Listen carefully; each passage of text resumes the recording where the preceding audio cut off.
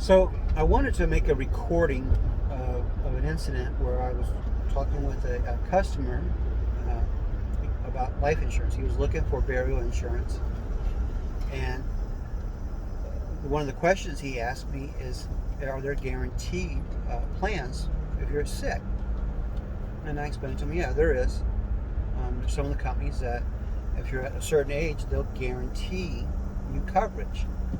Especially regarding prices, 10 to 20,000, maybe 30,000, which is in the range of a lot of funerals.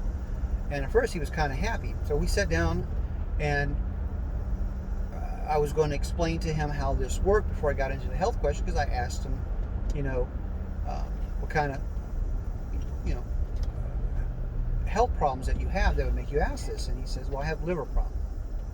Okay, so I kind of explained how guaranteed is usually what they call a graded policy, where in the first 2 years, if you die from an accident, you're fully covered. But if you die from natural causes such as cancer, heart attack, stroke,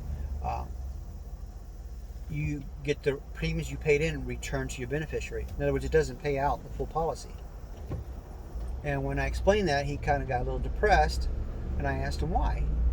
And he was diagnosed with a form of liver cancer, and because he was diagnosed late, they gave him 6 months to live. And of course, that wouldn't have been any help to him.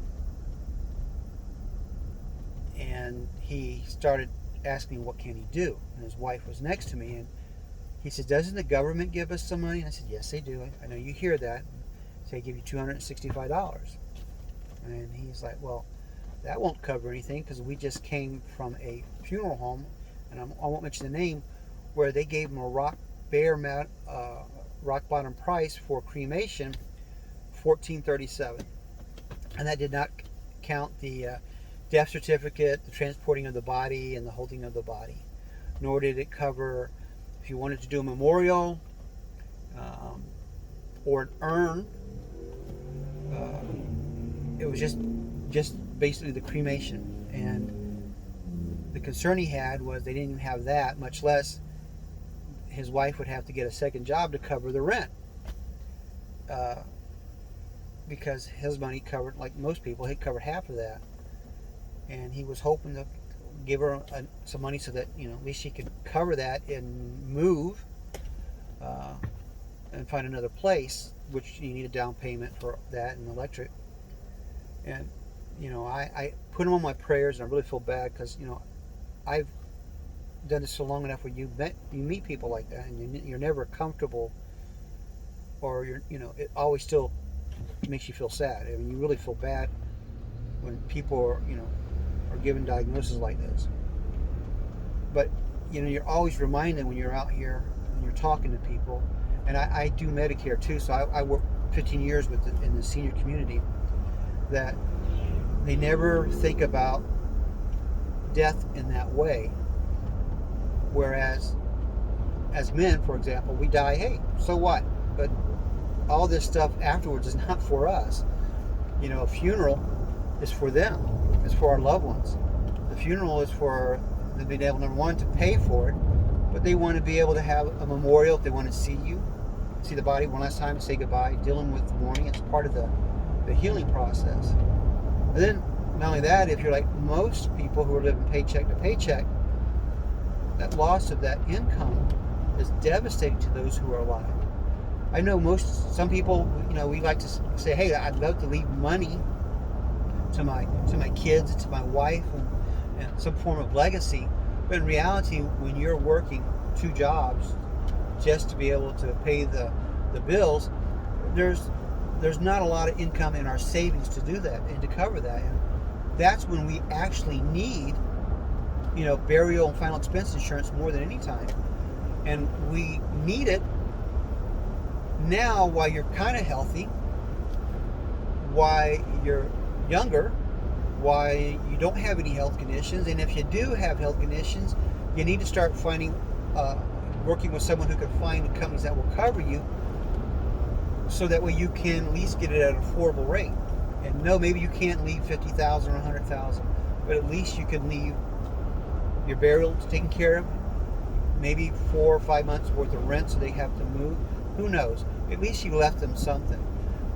And it's better to do it now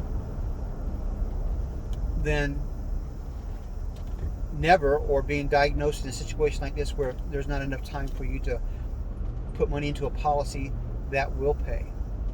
And I just wanted to talk about that because it hits you every time that you meet someone like that, that we get so busy in life we forget that it's going to end, and it will end. And maybe for us that's done. We have nothing to worry about after that, but our loved ones do. Our wife, our spouse, our fiancés, our family members.